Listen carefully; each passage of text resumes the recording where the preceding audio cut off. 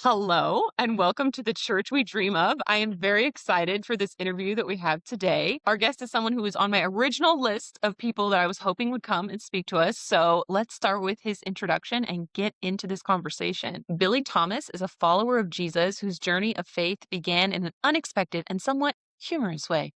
Raised in a home with no church background, Billy first started attending church at 20 years old simply because a pretty pastor's daughter told him he had to in order to be with her. What began as a carefree decision quickly became a life-changing experience when, in May of 2002, he gave his life to Christ. Since then, Billy has spent over 2 decades serving the body of Christ, with a decade in pastoral roles, including 5.5 years as a youth and associate pastor in Texas and 3.5 years in similar roles in Mississippi. He has also served as an interim pastor, leading and shepherding a church through a season of transition. Billy brings a unique perspective shaped by coming to faith later in life, a heart for discipleship, and a passion for helping others grow in their relationship with God. His story of one of transformation, calling, and a deep commitment to serving the local church, which is very true. I am privileged enough to serve alongside Billy in my community, and sometimes we joke that he can do anything, that he can get anything done. And so we're very honored to have you here with us. Man, I'm honored to be here, and it's very flattering. I don't necessarily agree with that statement that I could do anything, but I'll try anything for sure. Whether it gets done or not, I don't know. You have tried a lot of different things. Today, we're going to be having a Yeah. conversation around race in the church. And I'm really excited to talk with you about this because it's something that in our conversations, you've enlightened me on how the church we dream of can do better and what that could potentially look like. I want to bring everyone in on that conversation.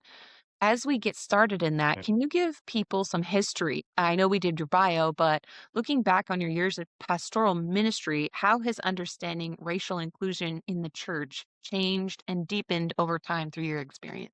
Yeah, so this has been actually from the get-go of actually my pastoral ministry with me and my wife. Like when we stepped foot into this ministry, it's always been across racial boundaries. Like it's been something that we've had to navigate, understand from multiple backgrounds. Our first position as youth pastors, I had been saved a little over a year and a half.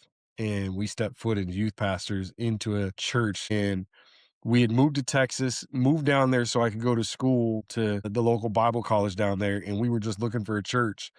Saw this church, was like, okay, we're gonna go check it out. Went and checked it out, and we were like, hey, look, we want to be your youth pastors.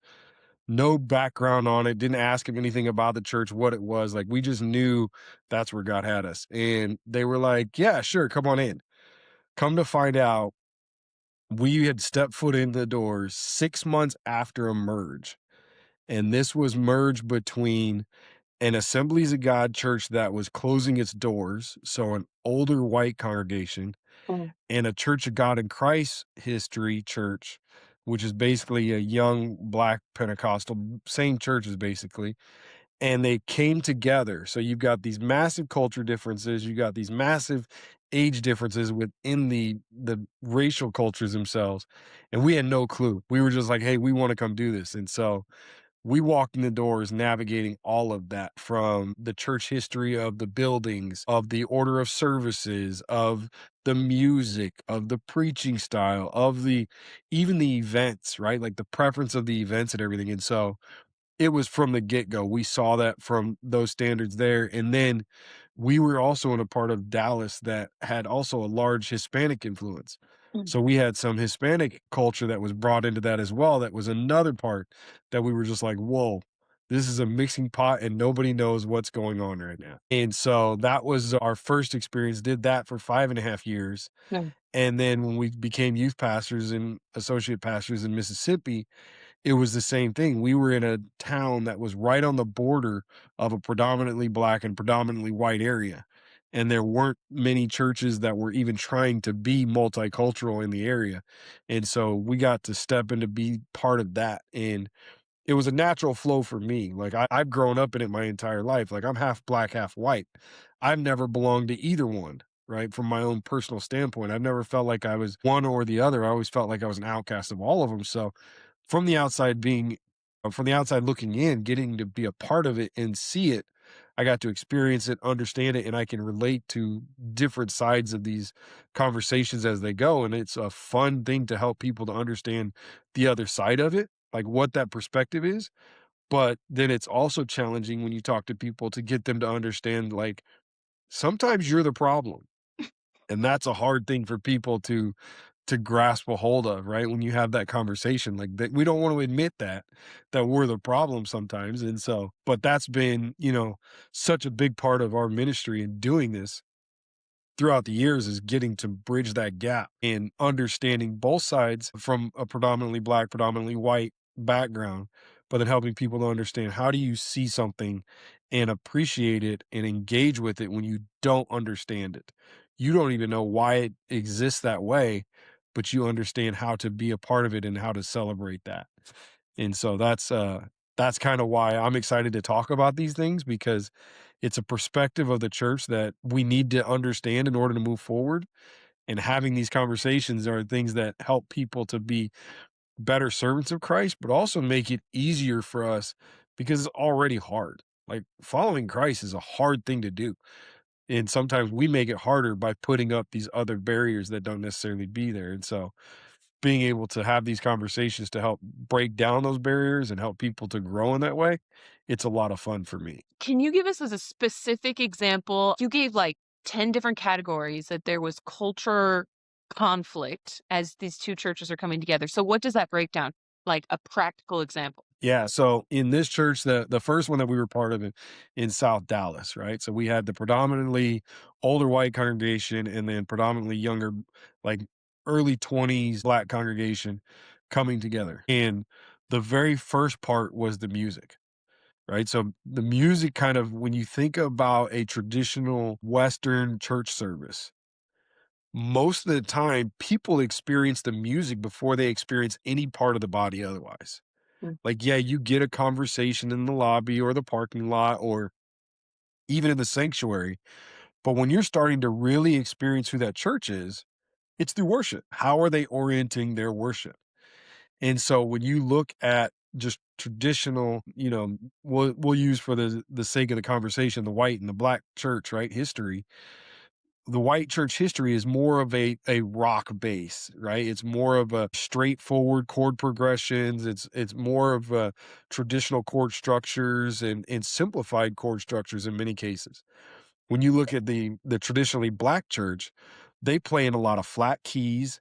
There's a lot of extra chords in there. There's a lot of build in there that's not part of that. And so when you bring those together, then you throw in the dynamic of the songs themselves, Right. right? Certain songs can be played in other keys, certain songs can't. Mm. So now you've got these generations that have preference of song because this is what we've always done in our traditionally white church. And then there's generations of song that's always been done. This is what we've done in our traditionally black church. And now coming together, how do you have that conversation? How do you build that? And so the church that we were a part of it took on more of like the traditional, I'll say the black gospel flavor, Mm. but you would see some of those older saints, we call them, right, that were part of the church that was closing. You could see them engage. Mm. And it was the idea of they realized it wasn't about what is that chord progression, right? It wasn't about, "Oh, I don't know this song." It was about the main thing. They were understanding what is the main thing of our worship at that time, and they were able to engage. And because of that, it broke down those barriers at that part of the service for those that were worshiping, even to the point that like some of them I remember the worship pastor was one of my good friends, and I would hear him talking to some of those older saints, and they were like, "Man, I just love that song. I wish we were doing that my whole life." Right? Like they had never experienced it was like a fresh experience for them. But that's because they realize what is the main thing, right? It's not about what is this song, what is this, right? And I'll even take that a step further. I carry that in my own personal life. If you ask me what my favorite kind of music is, it's going to be more of a blues, more of a jazz, more of an R&B style. Our church doesn't do that. Ours is more of a contemporary rock. That doesn't prevent me from being able to worship, Right. right? Like that's what it's about. And so when you start to understand that and see that, it changes how you interact with those that are different than you. And seeing that firsthand from those that, it is the seasoned saints, that's who should be carrying it, right? Like if we look at what the Bible talks about, those that know better always have the higher responsibility. Mhm. So you think of those that have the more wisdom should be the ones bridging the gaps, should be taking on some of that ownership to say, okay, is this a preference that I can get over? Or is this an actual sanctification or an actual holy observance that I need to carry on with? Right. And so that was one of the coolest things to see, and again, this is in Dallas. These are older white congregations. So most of their music style was even country.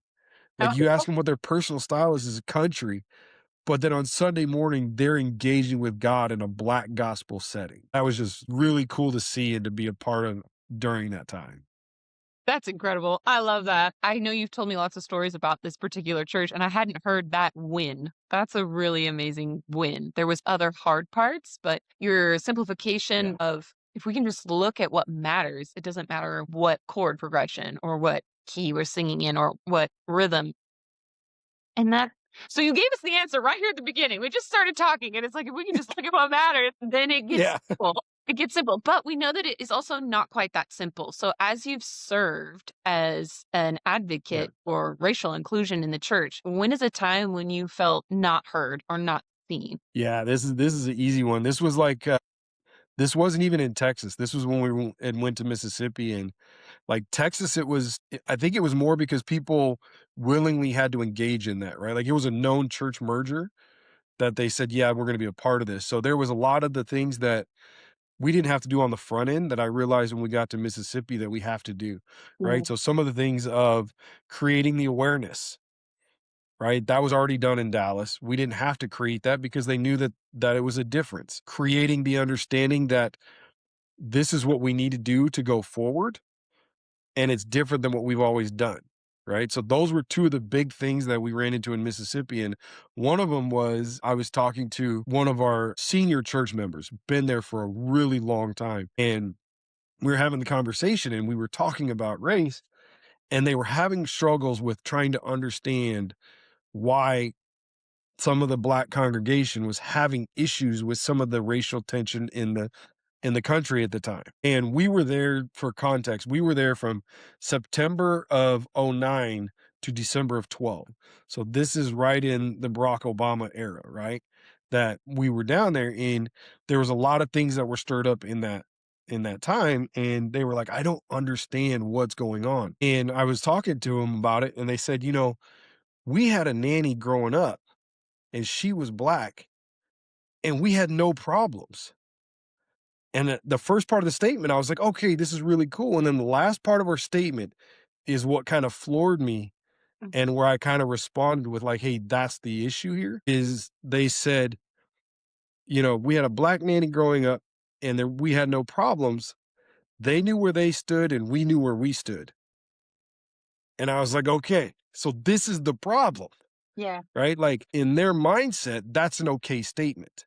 Mm, In their mindset, they don't realize that they've created a separation, they've created an elevation of themselves and they're not seeing why somebody else has a problem with it. And so like that was one of the first ones where I was like, okay, this is what we're dealing with. So it started becoming more instead of kind of combating of how do we bridge this gap, we had to actually go a couple steps further back and just get people to realize that there was an issue, yeah. right? That there was a problem with the current setting within the church itself. And then over the coming months, I would start to kind of expose other things to different people. Like, if you went, it was not even 2 miles down the road in that town, on the exact same block, you would see 2 churches that were facing each other, almost mirror. Both of them were called First Baptist of the town we were in, Mm. and one was for a white congregation and one was for a Black congregation. And it was like the literally same block. They were both big red brick buildings. They were an L shape. They both had a bell out in front of it. Like it was so crazy to me the day that I found it. And it's probably a good thing actually that, that the government didn't monitor the internet as much as they did back then because I actually went home and Googled C4. I was gonna try and blow up the buildings because I was so mad. I was like, "How can you be the church and be across the street from each other, and your one is for white people only, one's for black people only? Like, this is ridiculous." And so, yeah, it was just those were kind of the things that we start to experience and start to uncover, and we got to have some conversation to help people to see, okay, yeah, there is a problem here, even though there wasn't a good solution for it, right? Like, part of what this podcast is about was just getting to the idea of, one, recognizing this is an issue, and then where do we wanna be? When we wanna be that place, how do we get to that point? Yeah.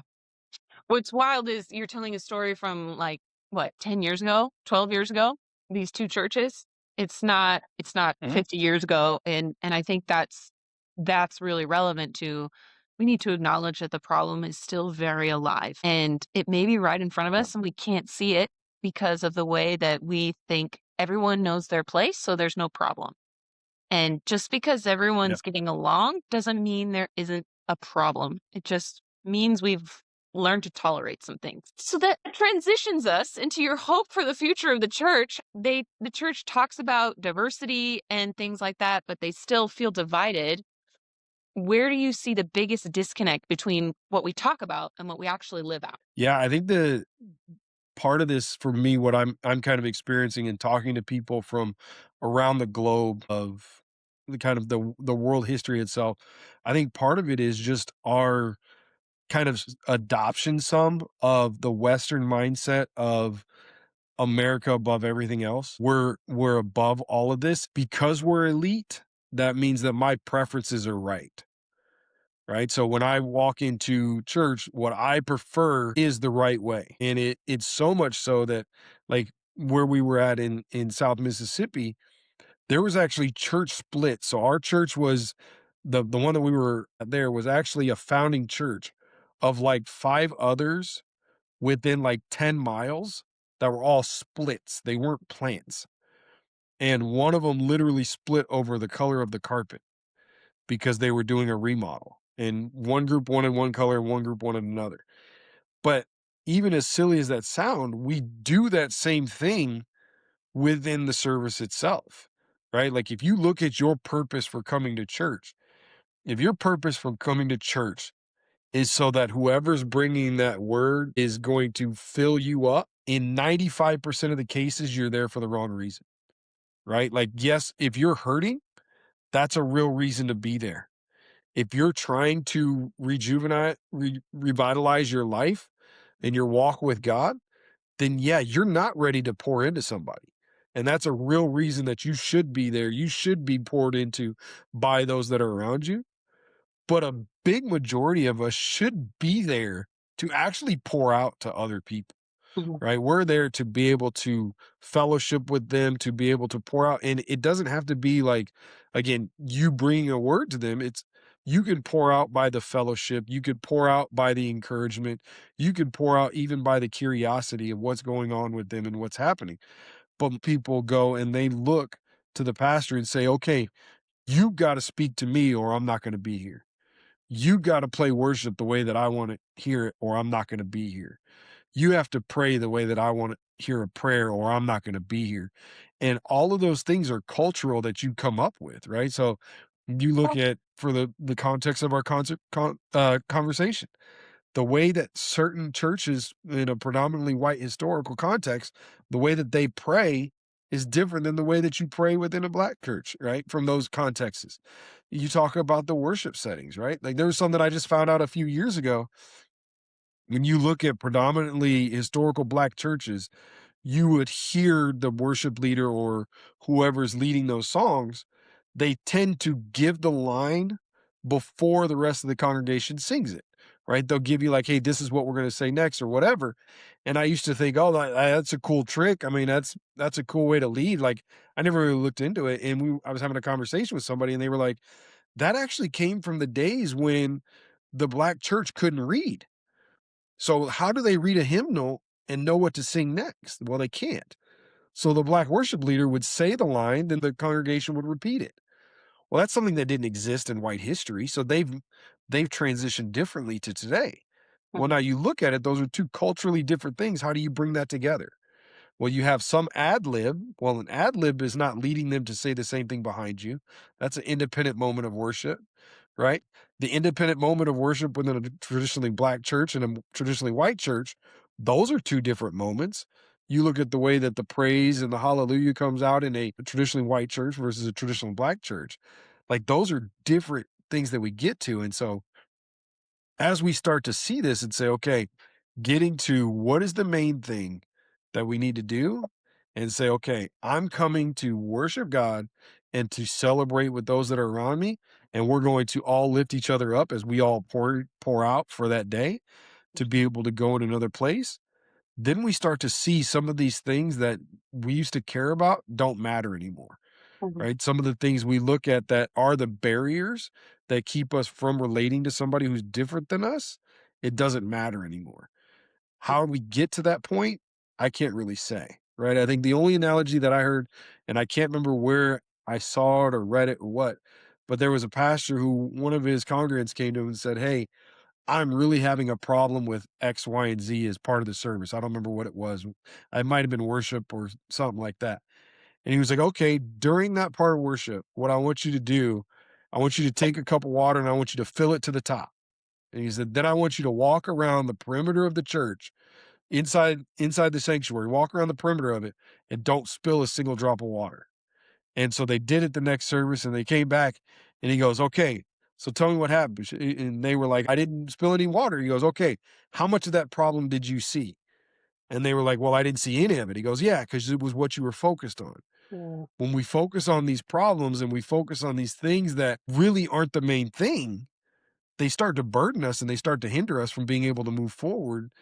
So we just got to figure out what is that water we should be focusing on, right? The living water is what we should be focusing on of who God is, what he's called us there to do, and then we will start to see all of these other flavors that come in that will actually instead of detracting from what it is, I think it'll become more of like the spices of life, right? Like I've been traveling a lot for work and more recently been doing a lot of international travel. And going to different places and trying different kinds of foods. I am not a spicy food person, but in this, I've been trying some different things and I'm like, oh, that's a cool idea. That's a cool idea. Right. Like you get to celebrate these other things, even though it's not a preference, even though it's not an ideal for you, you get to celebrate it and it still gets to enhance what is taking place, which is the main thing at that time. And so I've got some other ones that are coming up that are in some places that I know. Like I'm going to have a problem with the food. Like they're going to try and cook my tongue because I don't like spicy and that's what they love. So I got to figure out how do I exist in that. Is the main thing the spicy food? No. I'm there for another purpose. So I'm going to learn how to take these moments, take these things that are uncomfortable to me, these things that I don't want to do. If you ask me if it was a preference, I'm going to tell you no, I don't want to do it. But I know in order to do the main thing that I'm there to do, this is a part of it and it's actually going to make that much better. That's what we have to do. And I think in the church we have to kind of take that same mindset, right? Like as we come together, let's take the best of these things and in many cases they're going to feel very uncomfortable to us, right? And so to give it kind of a simpler analogy for the context of the conversation here is me and my wife. My wife, Angela, absolutely amazing, but we are complete opposites in many aspects, right? So the one that I'll use here specifically is the idea of right and wrong. I am very black and white. Like there's a single line. If you're on this side of the line, it's right. If it's on this side of the line, it's wrong. That's what it is. It's very simple, straightforward. Being with my wife for the years, like I've realized for her, there's a lot of gray area that the context of everything else matters. So her right and wrong is actually these margins over here. There's a really big gray area in the middle here. And that's what we've come to realize is because she has that ability to look at the situation and say, okay, in an objective way, yes, this would be wrong. But understanding the context of the situation as to why somebody would do it or why somebody would act this way, she sees it in a different perspective. And I'm like, okay, that makes a lot of sense. And so that same idea through our marriage has helped us be able to grow and be able to experience things and see things in a whole different way. That if it was just my way the entire time, I would be what you would probably consider like in the militant, like general, maybe even like communist, like my way or the highway kind of deal, right? Like that's the way that I always operated. And so we have to do the same thing in the church. We have to take these ideas that we look at and go, okay, that doesn't make sense to me. I don't understand that. That's not comfortable, but it's also not biblically wrong. It's not biblically inaccurate. It's not theologically inaccurate. Like, so is this a preference that I just need to learn to get over and say, okay, how do we grow in this space here? And so I think that's going to be the way forward. Love how That's a you great question. expanded this conversation beyond race entirely and just made it about humans in the same room. How do we get a bunch of humans in the same room to do anything together? Whether it's eat food or decide what's right or wrong, or what music are we going to listen to, or how are we going to preach, or how long are we going to preach, all of these things. And race is just one detail. And it highlights just one piece of our history because you're talking about the food and all the different spices. And I was thinking about how each of those spices has a history and there's a reason they make the food that the way that they do. And that story is worth celebrating because God's in that story. And the way that you were talking about the call and response worship, I'm like, that's a story. That's a God story. And if we eliminate that from our worship, we're missing the dimension of what God's done for humanity.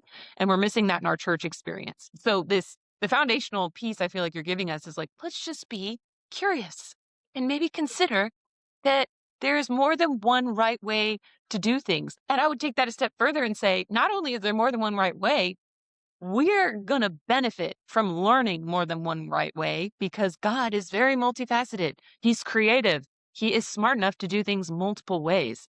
And how fun is it that we could do that? What if you could only wear one color shirt for the rest of your life? What if you could only eat one flavor food for the rest of your life?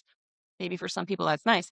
But we have the opportunity of gathering multiple people in a room, but even people from different races into a room and making it very easy to see you have a God story that's different from mine. And I want to know what it is. I want to celebrate that. Yeah, absolutely. And to the idea of even those that say that there is one right way, like I would challenge that idea to say, okay, let's take the assumption that there is one right way.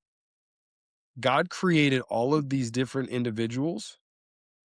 The right way is not going to exist within a single one of them, Mm. right? There's going to be some sort of blend that comes out of this that would be the right way. So even if you were to stick to what you've always known or what has been traditionally there, you're still wrong.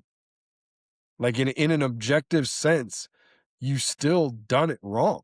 Like your idea is there's one single right way, but you haven't existed in that.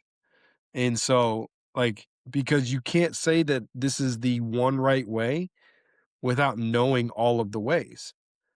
So you can't know all of the ways unless you've experienced all of these other ways that things are done. And none of us could come to know all of those ways. So the only way that we get to that single quote unquote right way would truly be to take and we would have to blend all of the different cultures and everything that comes together and get down to again, this is the main thing. And these are the ways that we best go after that main thing, whether it's in worship, whether it's in prayer, whether it's in, community service, whether it's in fellowship. All of those things are different aspects that to say that there's one right way, well, you'd have to have exposure from all of them to be able to say that there's the one right way if you're going to claim that. I don't claim that because I think that to your point, when it comes to worshiping God and going into his presence in that way, there is multiple ways to do it. And God can be pleased in a variety of different ways built on those cultures that we're a part of. But that would be my challenge to anyone that says, no, there is a single right way is like, okay, well, you've got to be able to prove that that way is the one way, right? Like we come to the same conclusion in proving Christianity. That's a whole nother conversation, but it's the same idea. Right. Which makes me think of Angela, her comment through you, which is right is relevant to context. So there is capital T truth, and then there's lowercase t truth, where it's very relative to context. So one person's behavior in the wrong context is going to be wrong. And that same behavior in the right context is going to be the best choice. So to support your point, like we have to Yeah. experience all the different contexts and before we decide what's right and what's wrong. And the church we dream of should be a place where the context is flexible enough that we can try multiple things and see what works best for who's in the room. Who's in the room? This isn't necessarily about where you live or what's right and what's wrong. It's about who's in the room and how do we best worship Jesus together? How do we best serve him inside this thing that we call church based on the context and the ultimate goal, right? In terms of culture and leadership, what are some things that the church can do to create authentic, lasting racial inclusion? How can they apply this in Oh, their yeah. leadership teams? Or what does it look like to go, all right, let's put a little bit of rubber to the road? Yeah, so there's kind of two main thoughts that I have on this. The first one is what you hear constantly in this kind of a discussion all the way around is representation.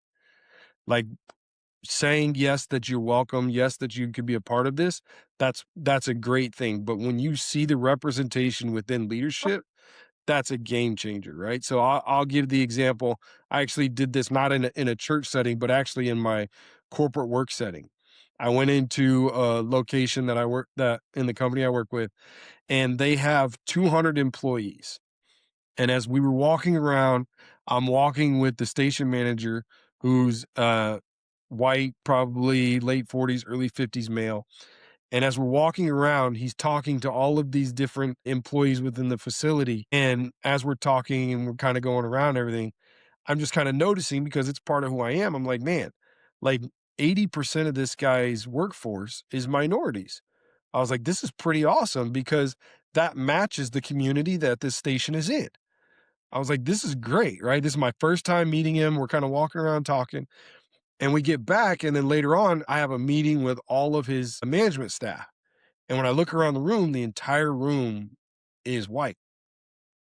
And we're talking about it, and he's talking about some of the challenges and stuff. And so later on, we're in his office.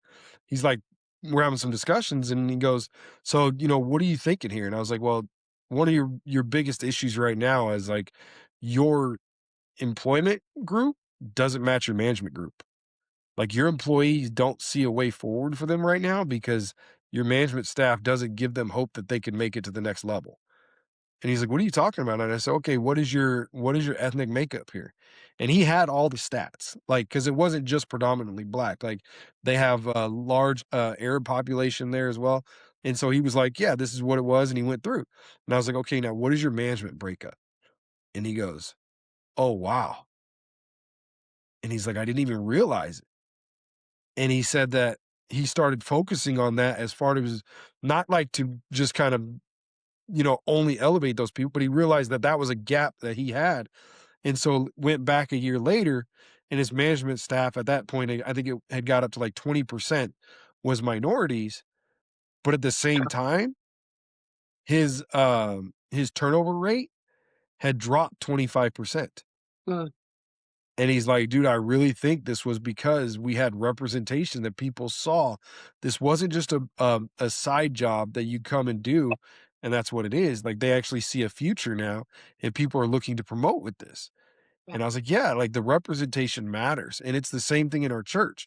When people look at your platform, when they look and see who's on platform, can they identify with that person? Do they look like me? Do they sound like me? Does it seem like they've experienced the same thing I've experienced?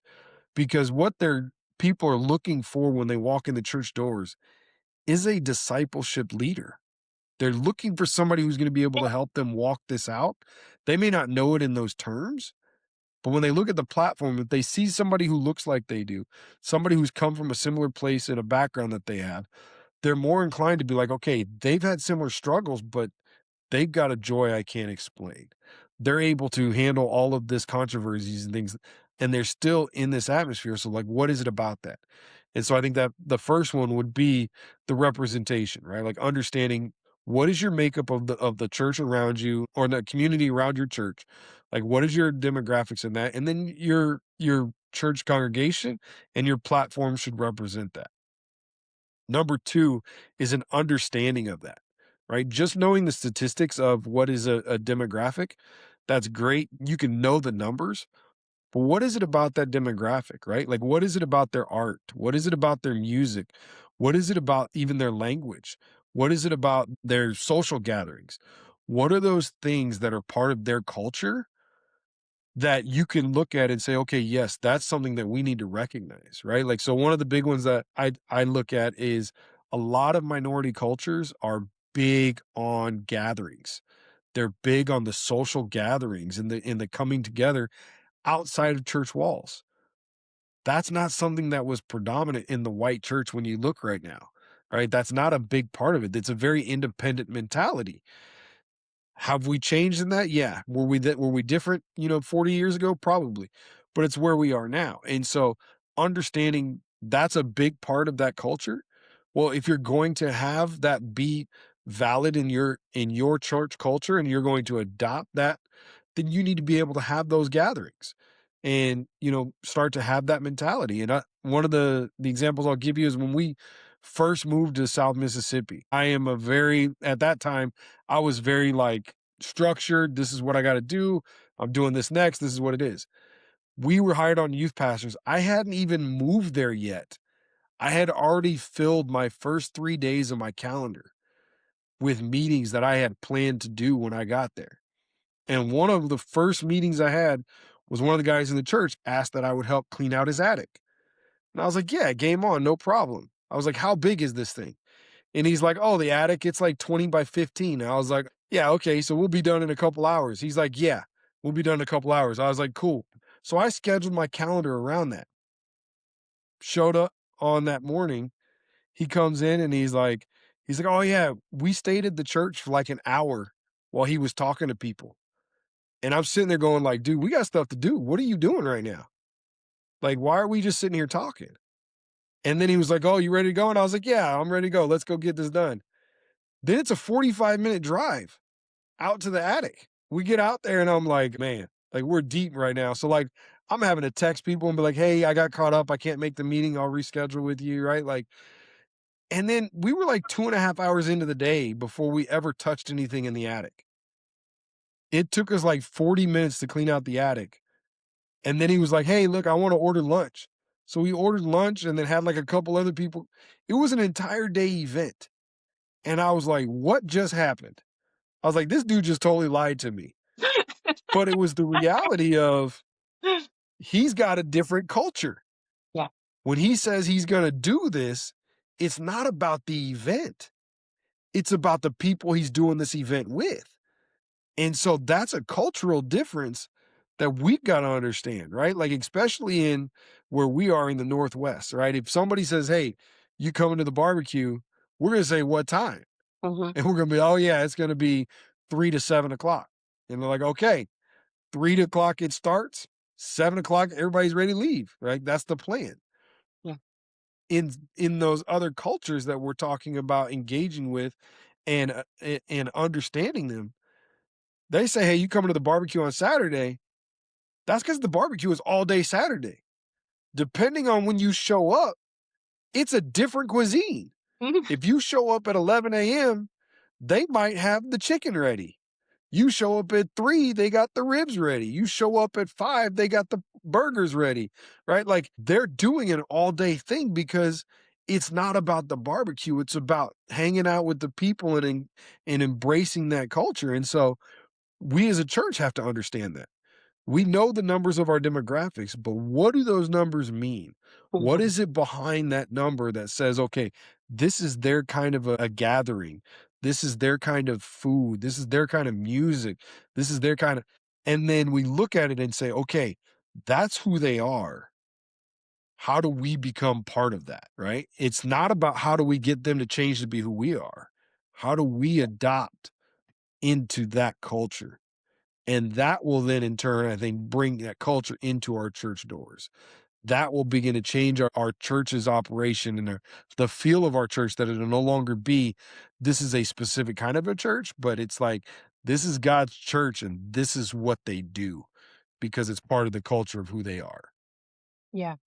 I love that it's not about the advocate, it's about the people we're doing things with, and I think we can say that about church as a whole. It's not about church. It's about the people we're doing it with. The service, I like to say this all the time. Church is an excuse to hang out with cool people. It's an excuse to get together. Yeah. It is not about Sunday morning. If that happens, great. If it doesn't, it's going to be okay. As long as we're hanging out for an hour and having lunch and talking about it and 45 minutes on the attic, that's an incredible day. Incredible day. And the pace is crazy. I got married in Mexico, and so everything is 2 hours behind minimum what you think it's going to be. So how do we accommodate, right? How do we adopt that culture? As someone who plans on being on time to my wedding, sent out a schedule that was like 2 hours ahead. No, I went 2 hours ahead. So if I wanted you there at 12, Yeah. I sent it out for 10. And I had other people in my community like, it's 10 o'clock, no one's here. And I'm like, we don't need to be there till 12. What are you worried about? Because I knew that everybody would be there at 12. So like, how do we adopt? Sometimes it just means adjusting your Mhm. paperwork a little bit or your expectations. I can only do one meeting a day because it might also turn into lunch and it might turn into a hangout and building margin into your life for different experiences, which are going to be so fun. I bet the food was amazing. That sounds like a great day. Great Yeah. first day.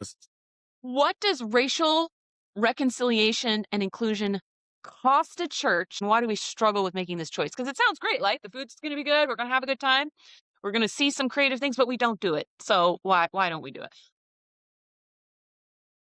I'm gonna say the cost is hurting people's pride. The cost is when we hurt somebody's pride, we have a pretty good feeling that they're gonna leave, right? That our church is not built on the idea of we're gonna endure through this, we're not gonna push through this. And so having those conversations to get people to understand that, hey, this is not the most important thing, and we're not gonna go with your idea.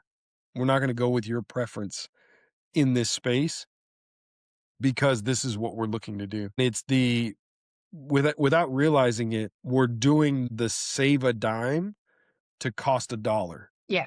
right? So what I mean by that is we're not willing to hurt the feelings. We're not willing to push on those places of discomfort and those places that we really should challenge people and endure that little bit of pain now. And because of that, we're losing out on all of these other experiences of people that won't come in the doors. All these other people that are there that God is prepping, God is moving in them to get them into the door, but they're not coming in. And I had somebody say this a while ago to me. I think we were in Mississippi. It might have been when we were in Texas. I can't remember, but he said it in a way, and I was like, you know what? That is totally possible. It's not that it's an actual fact, but is it very possible that God's moving in people's hearts, but he's not allowing them to come into the church because he doesn't want them to be hurt? And the statement is basically, are we as a church really preparing ourselves to be ready for those that are coming in? Because if we're focused on a preference, then a preference is going to hurt somebody, right? A preference is going to override. If a preference is going to override what God's trying to do, then we're now becoming God in a manner, right? Like we're saying we know more than God. And so I could totally see that God is prepping people's hearts, but he's keeping them at bay until we get ourselves together to start focusing on the main thing, right? Like you start focusing on what has God put before you. And I think that's what is really the cost that we haven't really laid out is, hey, you've been faithful for 50 years. I love it, but you're wrong here, right? Like your preference is a preference and it's not a biblical absolute. And it's actually preventing from us from getting other people to start their 50-year journey, right? That's a hard conversation. And I don't know that we're willing to pay that cost. And then, um, the cost again is, are you going to be okay with getting rid of what you've always done? Right? Like the example I'll give is let's say that your service always starts at 10 a.m. and you find out because of the cultural community that you're a part of, if you started at 11 a.m., you could reach four other demographics, but you're going to lose out on an hour and a half of your Saturday or Sunday or whenever you're going to meet, right? Are you willing to pay that cost? And so it's those kind of conversations that I don't know that we're in a position as a church to have them. And I don't know that people are in a position to receive them to really say, okay, that's not the main thing. The main thing is we're here to worship God, and this is what allows us to do it in a better way. I'm willing to pay that cost, right? And so I think that's the parts that I look at to see is, can we have the conversations? Can people accept that conversation and move forward with the understanding that what I've always enjoyed, what I've always preferred, may never come again, and I'm okay with that. That's a good word. That's a good word. Is there anything that I haven't asked you that you would like to share with us? So many thoughts on this topic. I think the biggest thing I would say on this is, if you have any chance to have the conversation, have the conversation. Right? Like, if you have any questions, if you have any kind of curiosities, right? Going about it to understand what even is your current church culture, right? Like, if you don't know what your current church culture is, how do you begin to experience others? Right? So, any questions that you can bring up, anything that you can do to kind of say, hey, what can I know more about this? What can I know more about the cultures that are inside of my community? What is it that I could get to understand within these places and then experience them, right? Like, I think one of the best things ever was, when we went to college, my wife grew up in a predominantly Hispanic neighborhood. I think it was like 85 or 90% Hispanic, but they had like no black community. Like, the first time she ever really interacted with um, African Americans, Black Americans, whatever you want to call them, was in college. And one of the guys was from Louisiana, and he had a super deep accent, and she could not understand him for nothing. It was absolutely hilarious. She was like, "I've never experienced black people like this. What do I do?" And I was like, "Just talk to him." When she started like talking to the different black students and everything, they become some of her best friends. And it was a great time for her because she got to experience a new culture. Yeah. But if she said, "Oh, I don't understand them, I want nothing to do with it," she misses out on so much of her life today. So that's what I think it would be: is any questions, any ideas, thoughts, anything, have the conversation. Yeah. Let's start the conversation and see where it goes. Yeah, absolutely. I 100% agree. Billy has given us an incredible amount to think about. And if any part of this conversation made you uncomfortable, just sit with that for a second. Just notice it, because this conversation is not about telling anyone that they are failing intentionally. It's about, what can we do to be more intentionally kind as opposed to passively ignorant? What can we do to proactively grow? And I would also say that if you're one of those minorities in leadership, speak up. Do not culturally diminish your presence with conformity to the expectation of the table. No one at the table is going to learn if you don't speak. And so I would encourage you to speak. Say the things that you see, because you can see them and the other people at the table can't. And that's why we need you there. That's why you were put at the table. So speak up, say something, have the conversation, whether you're on one side or the other. Ask the question or say what you see. And I'm so excited. I loved so many things what Billy said. I'd keep my mouth shut, but I was like, yes, this is so cool. The whole time I was like, this is so good. So I hope you enjoyed this conversation, and we will see you again soon on The Church That We Dream Of.